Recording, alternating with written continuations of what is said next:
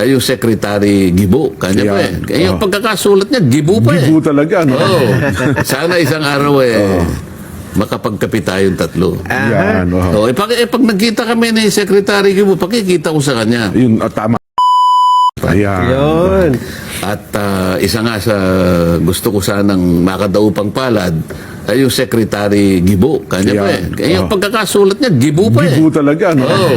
Sana isang araw makapagkape tayong tatlo. Yan, Pag nagkita kami ni Secretary Gibo, pakikita ko sa kanya. Yun, tama. Para wala naman siyang masabi, nakala niya gawa-gawa ko, pakikita ko yung text message. Ayun na nga, Di ba? Tama po, So, tama. nakikita mo talaga siya, gusto niya talaga na magkaroon talaga ng pag-uusap sa lahat ng dapat kausapin. Naitanong nyo ba, Sen, kay... So, baka mamaya sasabihin ng mga nakikinig naman, si pro-China na naman. Ayun po. Alam po ninyo, kayo pong lahat na nag-iisip ng ganyan. Sana makita ninyo ang katwiran Tama. na kaya ko lamang po ginagawa ito. Ang tinitingnan ko po yung interes ng ating bansa.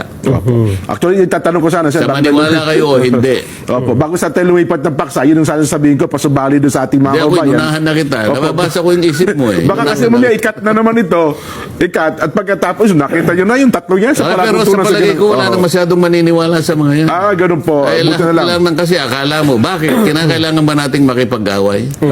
Ang sabi nga niya, alam mo, I do not believe that negotiation should be a zero-sum game. Tama naman opo. Lahat, wala dapat nawawala. Dapat lahat nakikinabang. Yun ang balanse na pakikipag-usap. Yun pala ang zero-sum game ang ibig sabihin. Hindi man naitanong, Sen, bakit kayo ang gusto... Sa lahat ng mga magbabatas. Lahat ng senador. Meron namang Senate Committee on Foreign Affairs. Ikaw naman, ba't mo naman itatanong pa naman yun? Siyempre, Baka naman isip-isipin, itong mga taong ito, inimbita ko na nga eh. Tinatanong mo pa. Tinatanong mo, ba't hindi ko pa inimbita yung iba? Huwag naman yung ganun ka. Di sa inyo na namin tinanong.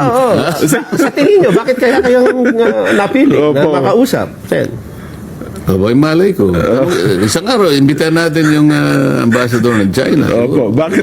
Sa dami-dami Malay mo naman, na baka naman inimbita rin. Sa listahan mo, wala pa. Wala pa eh. Wala pa eh.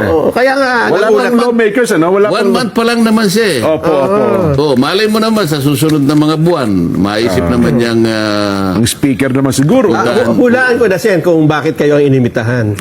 Kasi magaling siyang mag-research eh. Nalaman na magkakababayan kayo ni Secretary Gibo na nais na makausap, kaya kayo muna inimbitahan. Hindi ako nagsabing magka-province mate ko. Hindi pa niya alam yun. Hindi natin alam, Ken, Sen, kung nagpa-research na siya.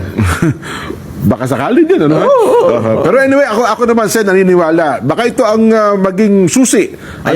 Maging susi. Susi na maging susi ito. Sa mas malawak na pag-uusap. Yun sabi nyo nga, Sen, magsimula na pag-uusap. Malaking bagay na yun. Kung hindi nag-uusap, wala talaga mapagkakasunduan. Kailangan mag-usap kayo. Yes. Totoo. Paano mong malalaman kung ano ang kanyang layunin at kung meron siyang gustong sabihin sa'yo na maaring yung narinig mo yung kamukha yung pag-uusap namin. Ang dami kong nakuha sa kanya. Alam mo ba, sabi niya sa akin, tatapatin na kita, sabi niya. Opo. Nung Chinese Revolution, sabi niya ganyan. Alam mo sa panig ng mundo natin, sabi niya, we lost something like 46 islands o islets, features. 46, overnight, nawala lahat sa amin yun. Okay. Alam mo, sa kalagayan namin ngayon, sabi niya, kaya namin kunin lahat yun eh. In one day, we can recover all of them. But China will not do that.